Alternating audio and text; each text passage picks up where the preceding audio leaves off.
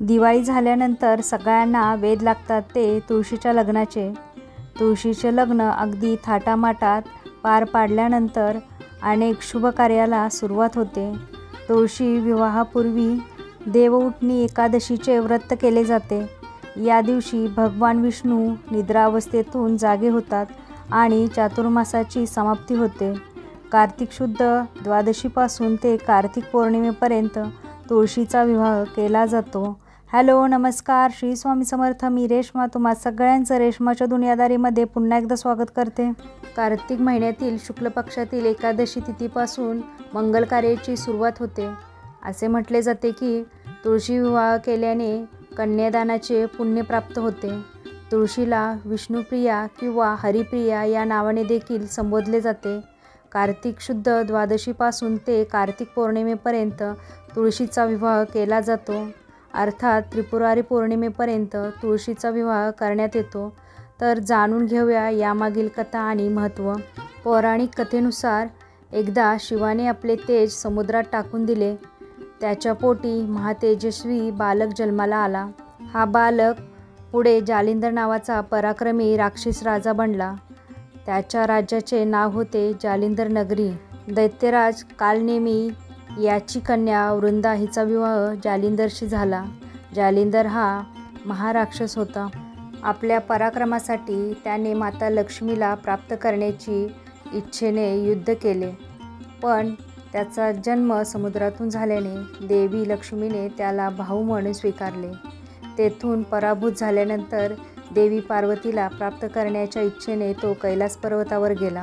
त्याने शंकराचे रूप धारण करून देवी पार्वतीच्या जवळ गेला, परंतु त्यांच्या तपस्येने आणि सामर्थ्याने लगेचच ओळखून त्या अंतर्ध्यानी झाल्या। देवी पार्वतीने क्रोधित होऊन संपूर्ण कथा भगवान विष्णूंना सांगितली। जालिंदरची पत्नी वृंदा ही अतिशय धार्मिक होती। जालिंदर तिच्या पुण्यधर्माच्या सामर्थ्याने मारला गेला नाही।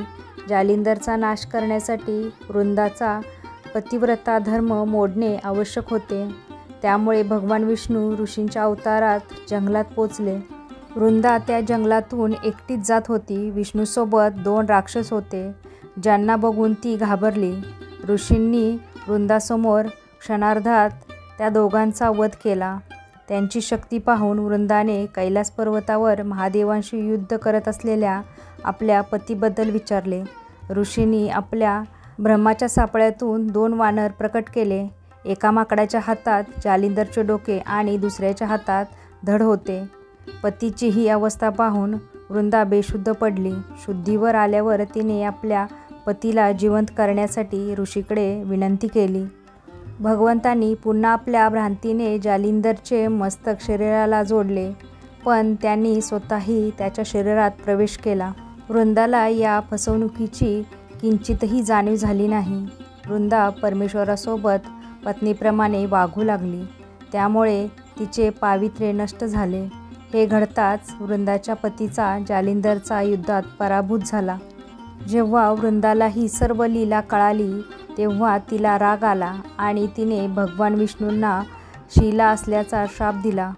विष्णूने आपल्या भक्तांचा शाप स्वीकारला आणि शाळीग्राम दगडात ते विलीन झाले।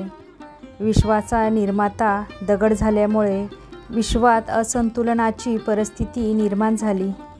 असे झाल्याने सर्व देवांनी वृंदाची भगवान विष्णूंना शापातून मुक्त करा अशी प्रार्थना केली।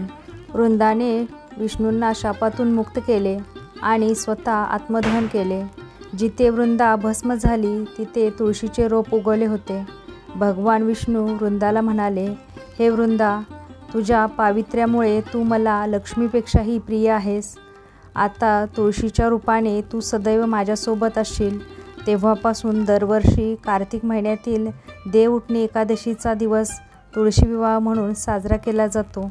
विष्णू म्हणाले, जो तुळशीचा विवाह माझ्या शाळीग्राम रूपाशी करेल त्याला परलोकात विपुल यश मिळेल, अपार कीर्ती मिळेल असा आशीर्वाद दिला।